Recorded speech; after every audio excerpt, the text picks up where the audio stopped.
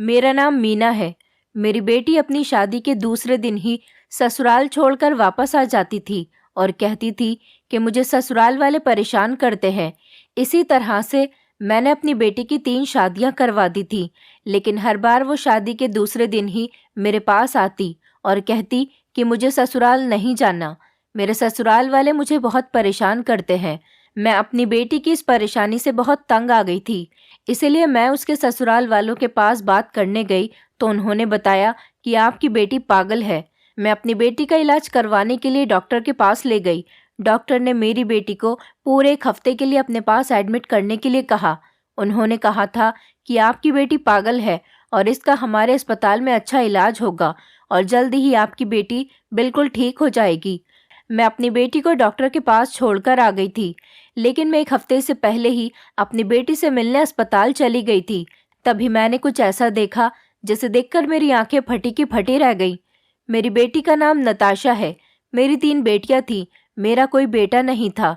मेरी 2 बेटियों की शादी तो काफी सालों पहले हो चुकी थी। नताशा मेरी सबसे छोटी बेटी थी और सबसे छोटा बच्चा तो घर का सबसे लाडला होता है। वैसे तो हम अपनी तीनों बेटियों से ही बराबर का प्यार किया करते थे, मगर नताशा से हमें बचपन से ही लगाव था, क्योंकि वो बहुत चुलबुली थी और हमेशा हंसी मजाक करती रहती थी। वो हमारे घर की रौनक थी, मगर वो अपने पिता से बहुत डरती थी। मेरे पति का मिजाज बहुत गुस्से वाला था, इसलिए वो नताशा के ज्यादा हंसी मजाक करने पर एतराज किया करते थे और उसे खूब डांट लगाते थे, जिसकी वजह से वो अपने पिता से बहुत डर जाती थी और उनका कहना भी मानती थी। मेरे पति की कपड़े की बहुत बड़ी दुकान थी। वो बड़ी ईमानदारी से पैसा कमाते थे। एक दिन मेरे पति अचानक दुकान से घर आए तो उन्होंने बताया कि उन्होंने हमारी बेटी का रिश्ता तय कर दिया है। ये बात मुझे भी थोड़ी अजीब लगी थी कि अचानक मेरे पति ने मुझसे बिना पूछे ही बेटी का रिश्ता तय कर दिया था। उन्होंने मुझे लड़के का फोटो दिखाया और सारी बातों के बारे में बताया, तो इस हिसाब से तो मुझे रिश्ता बहुत अच्छा लगा था। कुछ दिनों बाद ही हम लोग अपनी बेटी की शादी की तैयारियों में बिजी हो गए थे। लड़का और उसके परिवार वाले बहुत अच्छे लोग थे। शादी की रस्में शुरू होने वाली थीं। मेरी दोनों बेटियां भी घर पर आ गई थीं, लेकिन मेरी बड़ी बेटी ने नताशा के बारे में एक बड़ी अजीब सी बात बताई थी। उसने बताया था कि मम्मी, मुझे लगता है कि नताशा इस रिश्ते से खुश नहीं है। वहां पर नताशा के पिता भी मौजूद थे। उन्होंने कहा कि वो खुद अपनी बेटी से बात करेंगे और पूछेंगे कि वो रिश्ते से खुश हैं या नहीं। नताशा के पिताजी ने जब उससे ये सवाल किया तो नताशा खामोश तो थी, लेकिन उसने अपने पिता से कहा कि मैं इस रिश्ते से खुश हूँ। ये कहकर वो चली गई थी। हमें लगा कि शादी होने वाली है, इसलिए बच्ची डर रही है और थोड़ी कंफ्यूज हो रही है। शादी के टाइम पर तो वैसे भी लड़कियां कुछ घबराई घबराई सी रहती हैं। मेरे पति इस शादी से बहुत खुश थे, क्योंकि उनको लगता था कि ये रिश्ता उनकी बेटी के लिए बिल्कुल परफेक्ट है। ये लोग बहुत खानदानी लोग थे और लड़का बहुत पढ़ा लिखा लड़का था और उसका काम भी बहुत अच्छा था। हमने अपनी बेटी की शादी धूमधाम से कर दी थी। मेरी बेटी विदा होकर अपनी ससुराल चली गई थी। उसकी विदाई के वक्त हम दोनों पति पत्नी बहुत रोए थे और इस बात से खुश थे कि आज हमारी तीनों बेटियों के फर्ज से हम फ्री हो गए थे, क्योंकि हमारी तीनों बेटियां अपने अपने घरों की जो हो गई थी। लेकिन बेटियां तो होती ही पराई हैं। एक न एक दिन तो उन्हें अपने घर विदा होकर जाना ही होता है। मैं अपनी बेटियों के अच्छे भाग्य की प्रार्थना कर रही थी। शादी के बाद घर का माहौल बिल्कुल सूना सूना सा हो गया था। शादी की रात को ही मेरी दोनों बेटियां भी अपनी ससुराल को चली गई थीं। हम दोनों पति पत्नी घर में अकेले बचे थे। फ्री होकर बैठे तो सोच रहे थे कि कुछ सालों पहले तीनों बेटियां जब घर में थीं तो घर में कितनी रौनक लगी रहती थी। आज हम दोनों पति पत्नी इस घर में अकेले रह गए। बेटियों की याद में हमारी आंखें नम हो गई थी। उसके बाद हम दोनों ने एक दूसरे को तसल्ली दी और हम सुकून से सो गए थे। सुबह के टाइम पर मैं अपने पति को नाश्ता दे रही थी। नाश्ता करने के बाद मेरे पति दुकान पर चले गए थे और मैं घर में अकेले अकेले रहकर घर का काम कर रही थी। तभी अचानक घर का दरवाजा जोर जोर से बजने लगा। इतनी सुबह सुबह कौन था? अभी तो सुबह के 10 ही बज रहे थे। भला सुबह के टाइम पर कौन आ सकता है? मैं यही सब कुछ सोचते हुए दरवाजा खोलने के लिए चली गई थी, लेकिन जैसे ही मैंने दरवाजा खोला, ये देखकर मैं हैरान रह गई थी कि दरवाजे पर मेरी बेटी और उसके ससुराल वाले मौजूद थे। मुझे अपनी बेटी को देखकर खुशी तो हुई थी, लेकिन हैरानी भी हुई थी कि भला शादी के दूसरे दिन ही न जाने ये क्या माजरा था। मेरी बेटी के साथ उसकी सास और देवर आया था। वो लोग बड़े गुस्से में लग रहे थे। मैंने उन्हें अंदर आने के लिए कहा, लेकिन उन लोगों ने अंदर आने से साफ इनकार कर दिया। उन्होंने कहा कि ये रही आपकी बेटी अब आपके पास ही रहेगी। इसकी हमारे घर में कोई जगह नहीं है। ये सब सुनकर तो मैं हैरान रह गई थी। पहले तो मुझे लगा कि वो लोग शायद मजाक कर रहे हैं, लेकिन उन लोगों ने जिस तरह से मुझे मेरी बेटी की शिकायतें बताईं, उसे सुनकर तो मेरे होश उड़ गए थे। मैंने उन लोगों से बहुत कहा कि घर के अंदर आ जाइए, बाहर लोग देख रहे हैं, हमारे बारे में क्या सोचेंगे, लेकिन उनमें से कोई भी घर के अंदर आने के लिए तैयार नहीं था। बल्कि उन्होंने मेरी बेटी को घर के अंदर धक्का दे दिया और कहने लगे कि हमसे उम्मीद न रखना कि हम तुम्हारी बेटी को वापस लेने आएंगे। हमारा बेटा भी तुम्हारी बेटी को कभी लेने नहीं आएगा, बल्कि कुछ दिनों के बाद ही हम तुम्हारे घर पर डिवोर्स के पेपर्स भिजवा देंगे, क्योंकि मेरे बेटे ने फैसला कर लिया है कि वो तुम्हारी बेटी को डिवोर्स देना चाहता है। मेरी बेटी की सास बहुत जोर जोर से चिल्ला रही थी और मोहल्ले वाले तमाशा देख रहे थे। मुझे अपनी बेइज्जती पर बहुत रोना आ रहा था। अभी मेरी बेटी की शादी को 24 घंटे भी नहीं हुए थे और वो ससुराल से मायके वापस आ गई थी। वो लोग काफ़ी हंगामा काटकर मेरे घर से चले गए और मेरी बेटी को घर पर ही छोड़ गए। उसके बाद मैंने अपनी बेटी से पूछा कि बताओ क्या हुआ है कि तुम्हारे ससुराल वाले इतना हंगामा काटकर क्यों गए हैं। मेरी बेटी खामोश रही और ज़ोर ज़ोर से रोने लगी। उसने कहा, माँ बताओ भला क्या मैं पागल हूँ? मेरे पति ने मुझे पहली रात ही पागल कह दिया और उसने कहा कि तुम पागलों जैसी हरकतें कर रही हो। मैं तो नॉर्मल सी लड़की हूँ। आपने आज तक मेरे अंदर कभी कोई कमी देखी है? उसने हाथ पकड़ के मुझे रात को ही कमरे से बाहर निकाल दिया और सुबह होते ही ये लोग मुझे यहाँ पर छोड़ने आ गए। इन लोगों को मैं पागल लगती हूँ। मैंने जल्दी से कॉल करके अपने पति को घर बुलाया। वो भी घर पर आ गए। उन्होंने जब ये सारी बात सुनी तो उन्हें बहुत गुस्सा आया और अपनी बेटी की किस्मत पर अफसोस भी हुआ था। मेरे पति ने लड़के वालों से बात करने का फैसला कर लिया था, लेकिन मेरी बेटी ज़ोर ज़ोर से रोने लगी और कहने लगी, मैंने आपके कहने के मुताबिक शादी कर ली। अब वो लोग इतने खतरनाक लोग हैं, क्या पता वो लोग मेरे साथ वहाँ जाने के बाद दोबारा से क्या करें, क्योंकि वो लोग मुझे पागल साबित करना चाहते हैं। मैं पागल नहीं हूँ माँ। अगर मैं वहाँ चली गई तो वो लोग मुझे ज़रूर पागल कर देंगे। अपनी बेटी के इस तरह के आंसू देखते हुए मेरे पति खामोश हो गए थे। 2 दिन के बाद मेरी बेटी के डिवोर्स के पेपर्स भी आ गए थे। मेरी बेटी की उस लड़के के साथ तलाक हो गई थी। मेरी नई नवेली दुल्हन बनी बेटी पर इतनी जल्दी तलाकशुदा का धब्बा लग गया था। हम लोग बहुत अफसोस में चले गए थे। हमने अपनी बेटी की शादी इतनी धूमधाम से की थी और ये हमारे साथ न जाने क्या हो गया था। शायद हमारी खुशियों को किसी की नज़र लग गई थी। धीरे धीरे वक्त गुजरता चला गया। लोगों ने तरह तरह की बातें बनाई। इस बात को 4 महीने गुजर चुके थे।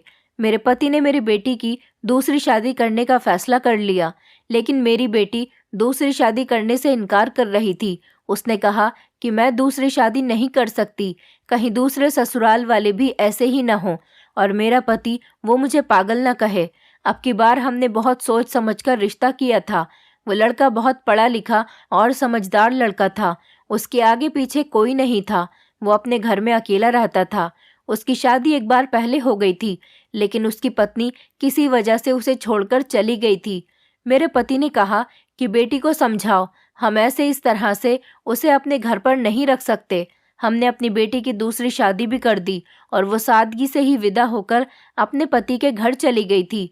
हम दोनों पति पत्नी बेफिक्र हो गए थे कि चलो बेटी अब अपनी ससुराल में बहुत खुश रहेगी, लेकिन दूसरी बार भी कुछ ऐसा ही हुआ। शादी के दूसरे दिन ही सुबह सुबह मेरी बेटी अपने पति के साथ हमारे घर पर आ गई थी। मैं अपनी बेटी को देखकर बहुत खुश हुई थी। मुझे लगा कि शायद उसका पति नौकरी पर जाता है, इसलिए उसे मायके छोड़कर चला गया है। मगर जब उसने भी मेरी बेटी को छोड़ने की बात कही तो मैं भी अपनी जगह शॉक्ड रह गई थी। शादी के दूसरे दिन ही ये लड़का भी मेरी बेटी को छोड़ने के लिए घर चला आया था। इसका कहना था कि आपकी बेटी पागल है, पहले आप अपनी बेटी का इलाज करवाओ। आपको पता है कि रात को सो जाने के बाद ये कैसी कैसी हरकतें करती है। ये सुनकर तो मेरे होश उड़ गए थे और मेरी बेटी बड़ी खामोश वहाँ पर बैठी हुई थी। उसकी आंखों में अभी भी आंसू थे। अब मुझे समझ नहीं आ रहा था कि मैं अपने दामाद को क्या कहूँ, क्योंकि इससे पहले एक बार और ये सब कुछ हो चुका है। मेरी बेटी तो अपने पति के सामने सर झुकाकर बैठी हुई थी। उसके मासूम चेहरे से लग रहा था कि वो बहुत परेशान है। मेरा दामाद मेरी बेटी को छोड़कर जाने लगा तो मैंने उसका हाथ पकड़कर रिक्वेस्ट करते हुए प्यार भरे शब्दों में कहा कि तुम्हें गलतफहमी हुई है बेटा, मेरी बेटी तो बिल्कुल नॉर्मल है। अगर इससे कोई गलती हुई है तो मैं इसकी तरफ से शर्मिंदा हूँ और तुमसे माफ़ी मांगती हूँ। मैं इसे समझा दूंगी। उसने नादानी में कोई गलती कर दी होगी, तुम्हें उसकी कोई बात बुरी लग गई है, लेकिन तुम जल्दबाजी मत करो। मैं इस मैटर का सॉल्यूशन निकालती हूँ, तब तक तुम इसे अपने साथ ले जाओ। किसी को अगर पता चल गया तो हम क्या मुंह दिखाएंगे लोगों को, क्योंकि शादी के दूसरे दिन ही बेटी घर पर वापस आ जाए तो लोग तरह तरह की बातें करने लग जाते हैं। मैं जानती थी कि अगर लोगों को ये बात पता चल गई कि इस बार भी मेरी बेटी शादी के दूसरे दिन ही घर वापस आ गई है तो हमारी बहुत बेइज्जती होगी। लेकिन मेरी बेटी का पति कहीं से कहीं तक भी नहीं माना और वो ज़बरदस्ती मेरी बेटी को छोड़कर चला गया। उसने भी कह दिया था कि वो 2-3 दिन के बाद में तलाक के पेपर्स भिजवा देगा। जब मेरे पति घर आए तो मैंने उन्हें इस बारे में सब कुछ बताया। मेरे पति भी ये बात सुनकर बहुत हैरान रह गए थे। वो उस लड़के को समझाने के लिए जा रहे थे, पर मेरी बेटी ने ससुराल जाने के लिए साफ इनकार कर दिया। उसने कहा कि ये लड़का भी ठीक नहीं है, क्योंकि ये लड़का मेरे पहले पति को जानता है, इसलिए उसके जैसी ही हरकत कर रहा है। आप लोगों को जान लेना चाहिए था कि इसके कौन रिश्तेदार हैं और कौन दोस्त हैं। बिना देखभाल किए ही आपने मेरी शादी कर दी। मेरे पति को भी अपनी बेटी की कही हुई बात सही लगी थी। कुछ दिन गुजरे थे कि मेरी बेटी की दूसरे पति के साथ भी तलाक हो गई। पूरे मोहल्ले में हमारी खूब बेइज्जती हो रही थी। लोग तरह तरह के सवाल कर रहे थे और मैं जवाब दे देकर थक गई थी। मेरी बेटी बहुत ज़्यादा खूबसूरत थी। अभी हमने उसकी फिर से शादी करने का फैसला तो नहीं किया था। हम लोग अभी इसी अफसोस में थे कि न जाने किस्मत हमारे साथ ये किस तरह का मजाक कर रही है कि हर बार हमारी बेटी विदा होकर अपनी ससुराल जाती है और शादी के दूसरे दिन ही वापस आ जाती है। हमारे घर पर एक नौकरानी आया करती थी। उसे मेरी बेटी बहुत पसंद थी। उसने बताया कि मैं आपकी बेटी के लिए रिश्ता बता दूं। हम शादी नहीं करना चाहते थे, लेकिन फिर भी मेरे पति ने कहा कि एक बार पूछ तो लो नौकरानी से रिश्ता किस तरह का है। अगर अच्छा हुआ तो हम अपनी बेटी की शादी कर देंगे। नौकरानी ने बताया कि वो लड़का बहुत अच्छा कमाता है, उसके 2 बच्चे हैं। उसकी पत्नी की अभी 1 साल पहले ही मौत हुई है और फिर आपकी बेटी की भी तो 2-2 डिवोर्स हो गई हैं। अगर आप चाहो तो इस रिश्ते के लिए हाँ कर सकती हो। हम लोगों ने लड़के की पूरी छानबीन निकाल ली थी। नौकरानी ने हमसे कुछ भी नहीं छुपाया था। वो लड़के के घर पर भी कभी कभी काम करने चली जाती थी। इस बार हमने किसी तरह की कोई कमी नहीं छोड़ी थी और लड़की के पूरे खानदान का बायोडेटा निकाल लिया था। वो जहाँ काम करता था वहाँ पर से भी उसकी सारी इन्फॉर्मेशन निकाल ली थी। लड़की ने भी मेरी बेटी को देखते ही पसंद कर लिया था। मेरे पति ने बेटी की फिर से शादी करवा दी। इसी तरह मेरी बेटी की तीसरी शादी हो गई थी, पर शायद सच में किस्मत हमारे साथ कोई मजाक ही कर रही थी। इस बार भी मेरी बेटी की शादी सफल नहीं हुई और वो अगले ही दिन अपने पति के साथ फिर से हमारे घर पर आ गई। मेरी बेटी का तीसरा पति भी बाकी 2 पहले पतियों की तरह उसे शादी के अगले ही दिन घर छोड़ने के लिए आ गया था। इस बार अच्छा ये हुआ था कि मेरे पति घर पर ही मौजूद थे। उन्होंने खुद लड़के से बात की थी, लेकिन लड़का मेरी बेटी को ले जाने के लिए साफ इनकार कर रहा था। उसने कहा कि आपकी बेटी पागलों वाली हरकतें करती है, आपको अपनी बेटी का इलाज करना चाहिए। हैरान कर देने वाली बात ये थी कि हर लड़का मेरी बेटी को पागल ही बताता था, मगर मेरी बेटी तो हमें पहले की तरह नॉर्मल ही लगती थी।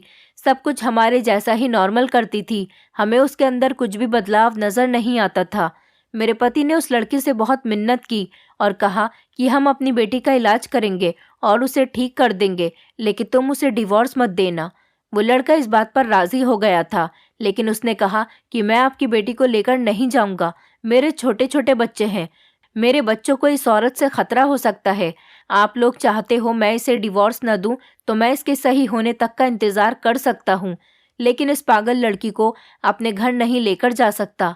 हम लोग उसकी इस बात पर राजी हो गए थे। इस बार हम अपनी बेटी से कुछ भी पूछ रहे थे तो वो खामोश रहती थी। धीरे धीरे उसकी तबीयत भी खराब रहने लगी थी। वो पहले से बहुत ज्यादा कमजोर हो गई थी।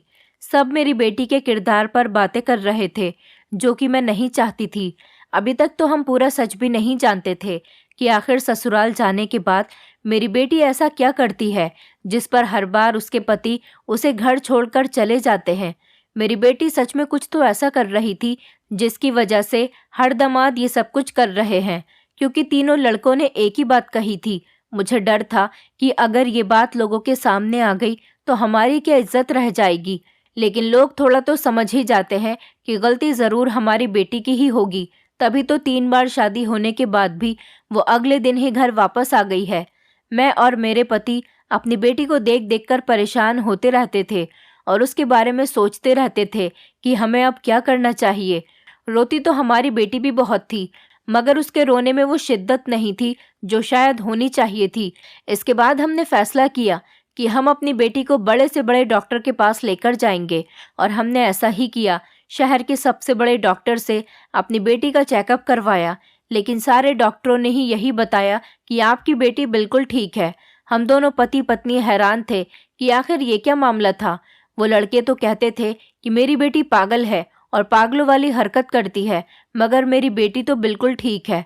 अगर कोई कमी होती तो ज़रूर उसकी रिपोर्ट्स वगैरह में आ जाती।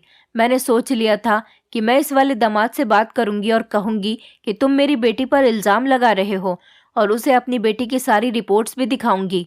हम लोग घर आ गए थे। मेरे पति ने फ़ोन करके दामाद को घर बुलाया था। मैंने देखा था कि मेरी बेटी छुपके हमारे कमरे से झांक रही थी। जैसे ही मेरी नज़र उस पर गई तो वो अपनी जगह से गायब हो गई। वो अपने कमरे में चली गई थी। मैं उसके कमरे में गई और उससे कहा कि अब हम तुम्हारे पति को तुम्हारी सारी रिपोर्ट दिखाकर ही बात करेंगे। लेकिन मैंने महसूस किया था कि मेरी बात पर मेरी बेटी का रंग फीका पड़ गया था। उसके हाथ भी कपकपा रहे थे। मेरी नज़र अपनी बेटी पर ही थी। मेरी हंसती खिलती मासूम बेटी, जो कभी सारे घर में हंगामा करती फिरती थी, अब वो खामोश रहने लगी थी, और उसकी हालत दिन ब दिन खामोशी वाली ही होती चली जा रही थी। क्योंकि ये दुख बहुत बड़ा था। पहले उसे एक पति ने छोड़ा, फिर दूसरे ने छोड़ दिया, और अब तीसरा भी उसे छोड़ने को कह रहा था। शायद वो भी अपनी किस्मत से तंग आ गई थी। नताशा मेरी तरफ देखकर कहने लगी, नहीं नहीं मम्मी, प्लीज़ उससे बात मत करना। ये बहुत बुरा इंसान है। ये उन दोनों से भी बुरा है। इस बदतमीज़ इंसान का क्या भरोसा, आपको उल्टा सुना देगा। वैसे भी आपके सामने वो शरीफ बन रहा है। मैंने अपनी बेटी से कहा, लेकिन वो तुम्हें तलाक दे देगा। इस बार भी तुम तलाकशुदा हो जाओगी। मेरी इस बात पर वो नज़रें चुरा रही थी। मुझे ये बात थोड़ी अजीब लग रही थी, मगर क्या कर सकती थी। वो मेरी बेटी थी, इसलिए मैं खामोश रही। ये मैटर मुझे कुछ अजीब सा लग रहा था, क्योंकि अभी मुझे ठीक से पता नहीं चला था कि इसमें गलती किसकी है। मुझे कुछ गड़बड़ का एहसास हो रहा था।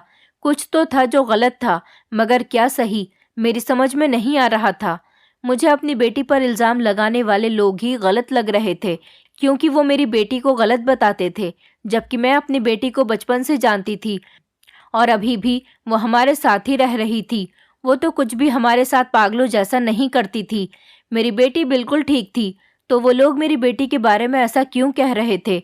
ये बात मुझे उलझन में डाल रही थी। मेरा दामाद, जिसे मेरे पति ने फ़ोन करके घर बुलाया था, वो आया ही नहीं था। हमने उससे बात करने के लिए बुलाया था, पर उसने आने से साफ इनकार कर दिया। वो दिन तो गुजर गया था।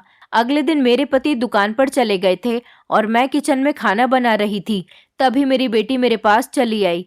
पहले तो वो काफ़ी देर तक किचन में खड़ी रही। ऐसा लग रहा था जैसे वो कुछ सोच रही हो। फिर मेरे करीब आकर खड़ी हो गई और नरमी से कहने लगी, मम्मी, मेरी एक दोस्त है। उसने बताया है कि हमारे शहर में एक बहुत अच्छे साइकेट्रिस्ट हैं। वो बहुत अच्छे दिमाग के डॉक्टर हैं। वैसे तो मैं पागल नहीं हूँ, लेकिन एक बार हम साइकेट्रिस्ट को भी दिखा लेते हैं। अभी तक हमने सिर्फ डॉक्टर को ही दिखाया है।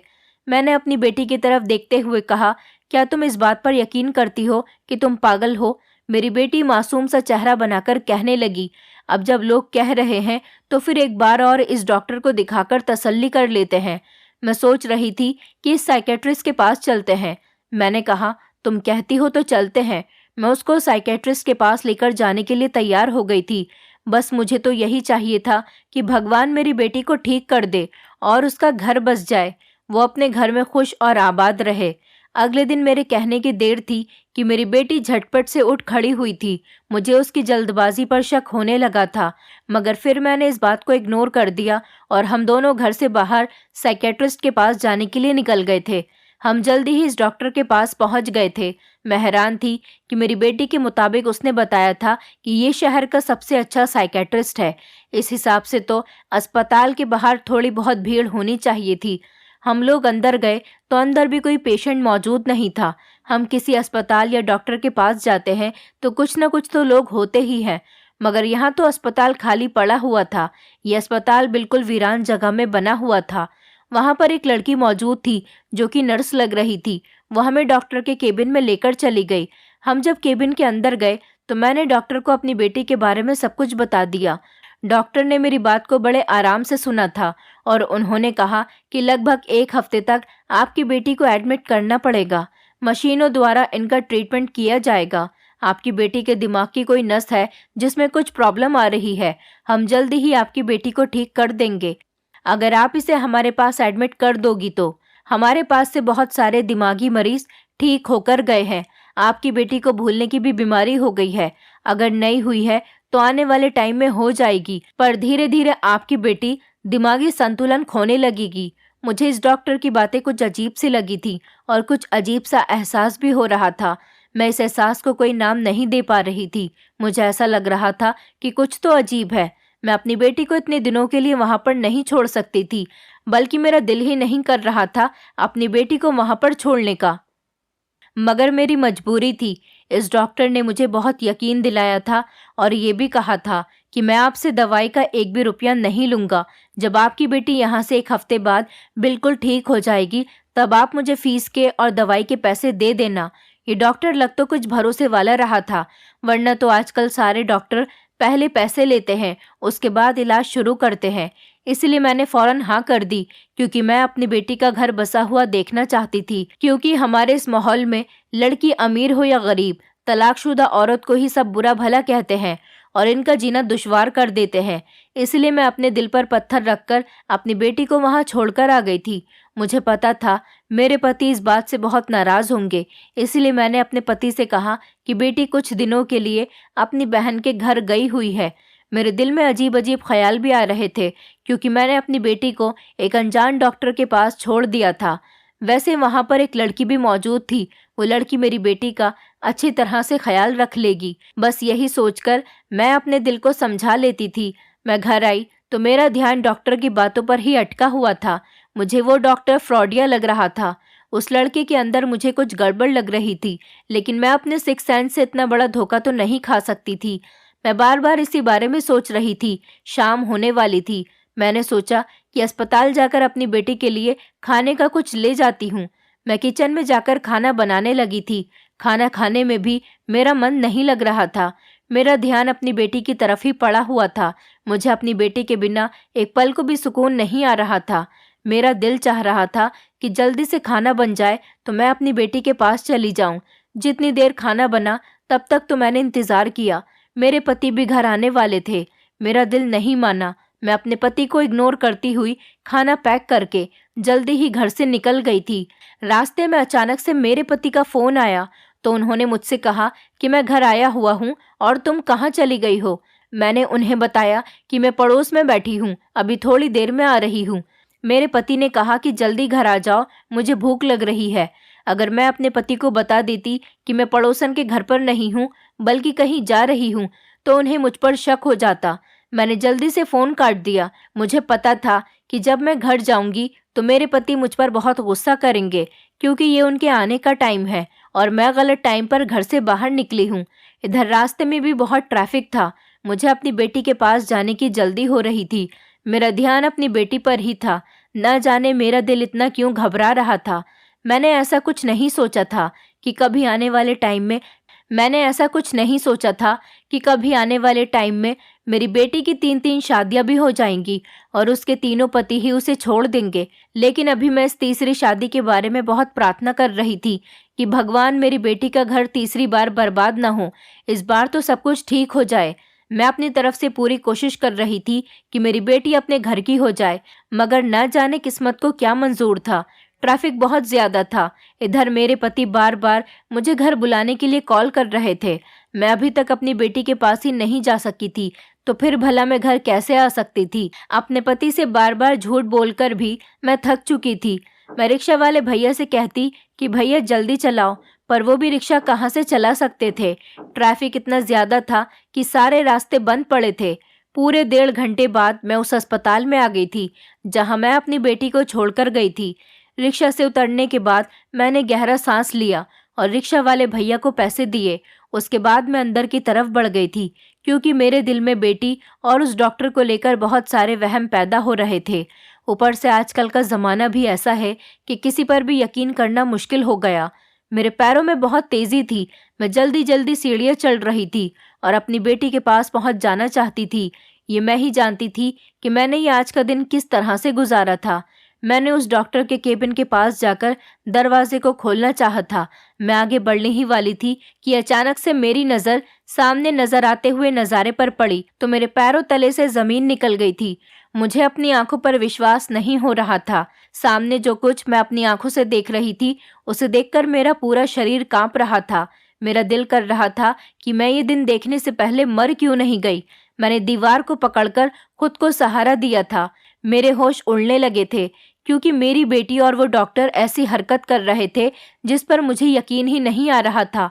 मेरी बेटी और वो डॉक्टर केबिन के अंदर मौजूद थे।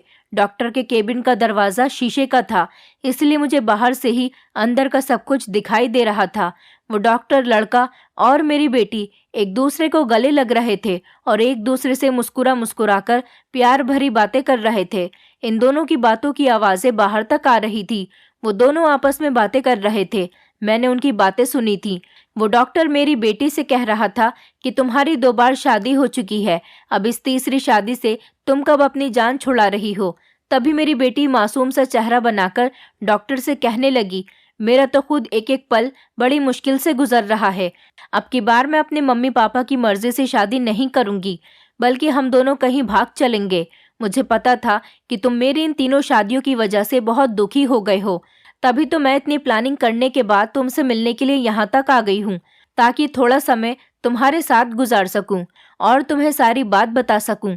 मैंने अपने मम्मी पापा से बड़े ही झूठ बोले हैं, और मज़े की बात तो यह है कि उन दोनों लड़कों ने तो मुझे जल्दी ही तलाक दे दी। अब ये तीसरा भी मुझे जल्दी ही छोड़ देगा।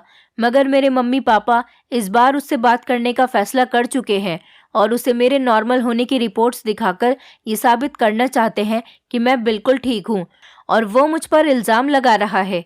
मैंने खेल ही ऐसा खेला था कि बेचारे ये तीनों लड़के मुझे छोड़ने पर तैयार हो जाएं। तुम फिक्र मत करो, हम दोनों हमेशा ही एक साथ रहेंगे। इस बार बस जल्दी से मेरी इस 2 बच्चों के बाप के साथ तलाक हो जाए।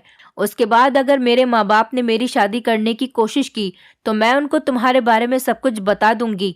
बस उन्होंने बहुत मुझ पर अपनी मर्जियाँ चला ली। अब मैं अपनी मर्जी के मुताबिक जिंदगी जीऊंगी। मैं भी उन लोगों को दिखाना चाहती थी कि माँ बाप अपनी बेटियों की शादी बड़े भरोसे के साथ करते हैं। आखिर उनका भरोसा टूट गया। मैं ये साबित करना चाहती थी कि लड़कियां अपनी मर्जी से शादी करने पर भी खुश रह सकती हैं। हर बार ऐसा नहीं होता कि माँ बाप अपनी बेटियों के लिए अच्छा ही वर तलाश करें। जब शादी के बाद मेरे माँ बाप हम दोनों को एक साथ खुश रहता हुआ देखेंगे तो उनकी बोलती अपने आप ही बंद हो जाएगी। उन्हें मेरी गलती नहीं, बल्कि उन तीनों लड़कों में गलती नजर आएगी जिनको मैंने बेवकूफ़ बना दिया।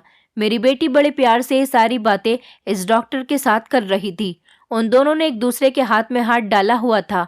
मेरा तो ये सारी बातें सुनकर गुस्से से बुरा हाल हो गया था। मैं जबकि उन लड़कों को गलत समझ रही थी जिससे मेरी बेटी की शादी हुई थी, बल्कि वो सब गलत नहीं, मेरी बेटी ही गलत थी जिसे मैं आज तक मासूम समझती आई थी।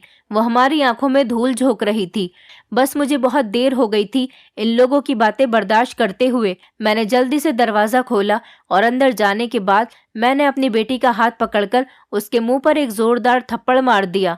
मेरे थप्पड़ मारने पर वो दोनों ही चौंक गए थे। मैंने अपनी बेटी को बाजू से पकड़ा और उससे कहा कि ये सब कुछ क्या चल रहा है। ये सब सुनने के बाद वो हैरान रह गई थी। उसे ये नहीं पता था कि मैं उनकी सारी बातें सुन चुकी हूँ। वो दोनों शॉक्ड रह गए थे। मैंने कहा, तुम्हें हमारी आंखों में धूल झोंकते हुए शर्म नहीं आई? क्या तुम अपनी माँ की परवरिश को भूल गई हो? भला मैंने तुम्हारी ऐसी परवरिश तो नहीं की थी। मैंने गुस्से से बोलते हुए अपनी बेटी के गाल पर एक और थप्पड़ मार दिया, जिस पर वो डॉक्टर मेरी बेटी को मुझसे बचाने के लिए आगे बढ़ गया था। लेकिन मेरे गुस्से से देखने पर उसने अपने कदमों को पीछे कर लिया था और अपना सर झुकाकर खड़ा हो गया था। मैंने अपनी बेटी से कहा कि आखिर तुमने अपने पहले पतियों के साथ ऐसा क्या किया था जो वो तुम्हें छोड़ने के लिए तैयार हो गए। मैं अपनी बेटी से बहुत ज्यादा गुस्से में बात कर रही थी, जिस पर वो हिचकियों से रोती हुई एकदम मेरी तरफ देखकर खामोश हो गई थी। वो पहले तो कुछ बोल नहीं रही थी, लेकिन मैंने उससे कहा कि अब तुम मुझसे कभी भी झूठ मत बोलना। जैसी भी बात है मुझे सच सच बता दो, वरना मैं तुम्हारे पापा से तुम्हारी शिकायत कर दूंगी और तुम जानती हो कि वो तुम्हें कभी नहीं बख्शेंगे। मेरी बेटी रोते हुए कहने लगी, मैंने अपने पतियों के साथ शादी की पहली रात ही पागलों जैसी हरकतें करना शुरू कर दी थी, जिससे उन्हें लगा कि मैं पागल हूँ। मैं इस तरह से बिहेव करती जिससे उन्हें मुझ पर पक्का यकीन हो जाता। मैंने अपने पतियों को पागलों की तरह मारना शुरू कर दिया था। इसी तरह का बिहेवियर मैंने तीनों के साथ किया था, जिसकी वजह से वो तीनों बहुत ज्यादा डर गए थे और मुझे तलाक देने के लिए तैयार हो गए थे। अपनी बेटी के मुंह से ये बात सुनकर मैं अपना सर पकड़कर वहीं पर बैठ गई थी। मैंने कहा, आखिर तुमने ये सब कुछ क्यों किया? अब ये भी बता दो। उसने कहा कि मैं इस लड़के से प्यार करती हूँ, ये कोई डॉक्टर नहीं है। हम लोगों ने आपसे झूठ बोला था। ये इसका अपना क्लिनिक नहीं है, बल्कि इसके दोस्त का क्लिनिक है और इसका दोस्त कुछ दिनों के लिए शहर से बाहर गया हुआ है। मेरे पास इससे मिलने का और कोई मौका नहीं था, इसलिए हम लोगों ने आपसे झूठ बोला और ये सारी प्लानिंग की। पापा कभी हमारी शादी के लिए राजी नहीं होते, क्योंकि इसका अपना घर नहीं है, ये किराए के घर में रहता है और इसकी फैमिली भी नहीं है। बस इसी डर की वजह से मैंने पापा को इसके बारे में कुछ नहीं बताया था। पापा ने मुझसे मेरी मर्जी पूछे बिना ही मेरी शादी कर दी।